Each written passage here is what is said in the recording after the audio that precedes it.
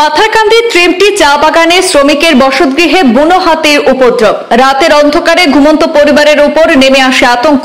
অল্পের জন্য প্রাণে রক্ষা পান পরিবারের সদস্যরা। পুরো বিষয়টি নজরে এসেছে বন বিভাগের। একদিকে প্রাকৃতিক দুর্যোগ আর একদিকে বুনো হাতির উপদ্রবে নাজেহাল ত্রিমটি চা বাগানের শ্রমিকরা। জানা গেছে, পাথারকান্দির আসাম ত্রিপুরা সীমান্তবর্তী কাঁঠালতলী বাঘন জিপির 1 নম্বর ওয়ার্ড ত্রিমটি চা বাগান এলাকার বাসিন্দা সঞ্জয় কর্মকারের বাড়িতে গতকাল গভীর রাতে হঠাৎ বুনো হাতি এসে উপস্থিত হয়। প্রথমে হাতিটি বাড়ির পাশে থাকা কলা গাছে সেখানে নষ্ট করে হাতির বিকট শব্দে ঘুম ভেঙে ওঠেন পরিবারের লোকজন। সঞ্জয় কর্মকার তার বৃদ্ধা মা সহ পরিবারের অন্যান্য সদস্যদেরকে নিয়ে পাশের বাড়িতে আশ্রয় নেন। হাতিটি এসে বাঁশবেতের কাঁচা ঘরটিতে সেখানে উপদ্রব চালায়। এতে ঘরে ব্যাপক ক্ষতি সাধন হয়েছে। ঘরের ভেতরে থাকা ধান, চাল ইত্যাদি বিনষ্ট করেছে বুনো হাতি। পরবর্তীতে বাড়ির পুরুষ লোকরা আগুন জ্বালিয়ে হাতিটিকে সেখান থেকে তাড়িয়ে দেন এবং পুরো রাজ্যকে পাহারা দিয়েছেন। এদিকে হাতির এই উপদ্রবের খবরটি পাথারকান্দি বন বিভাগের নজরে দেওয়া হয়েছে।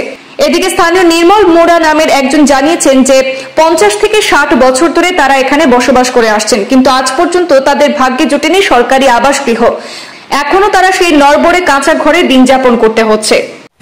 এরপরে কালকে রাত্রে যে হাতিটা আসেছিল প্রায় 2:30টার সময়, তখন পানি যেতেছিল। এর বাদে যাই করে যে মা ছিল, আমার লিগাটা ছিল। এর বাদে মাকে আসার পরে শব্দ পাইলাম। এরপরে মাকে নিয়ে গেলাম ভাইয়ের বাড়ি। আর ভাইয়ের বাড়ি থেকে শুনি যে এইদিকে টিনের শব্দ দেয়। তখন আসে দেখি এই ঘরটা, তখন দেখি ঘরটা মানে পুরা ছাঁদের অবস্থা। তখন আমরা 4 জন ছিলাম। 4 জন মানে আগুন জ্বলায় আর এখানে রাত কাটিয়ে রইলাম। আর এরপরে হাতি গেল 2বার আসছিল। 2বার আওয়ার পরে এরপরে মারে নিয়ে গেলাম, টানাটানি করতে ঘরটা শব্দ পাইলাম। শব্দ পাইয়া এরপরে আইলাম তো দেখি ধান খাইতে আসে। এরপরে আগুন জ্বলাইয়া এরপরে তারা কুদানি হয়েছে। এরপরে রাতভর আমরা ডিউটি করছি এই আংনার মধ্যে। চাই এই বাড়িটার অনেক প্রবলেম আছে।